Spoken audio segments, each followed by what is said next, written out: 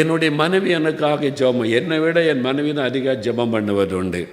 நான் காலையில் எழுப்பி ஜெபிக்கணும்னு நினச்சா அவன் 3 மணிக்கெல்லாம் ஜெபம் பண்ணி கொண்டு இருப்பான்.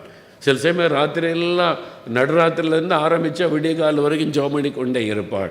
அவருடைய ஜெபம் எனக்கு எத்தனை பேர் எனக்காக ஜெபித்தாலும் என் மனைவியனுடைய ஜெபம் தான் எனக்கு ஒரு பெரிய பலன். அவளை மாதிரி வேறு யாரும் சின்சியராக ஜெபிக்க முடியாது. மற்றவங்க ஜெபம் பண்ணுவாங்க, உண்மைதான், நேசித்து.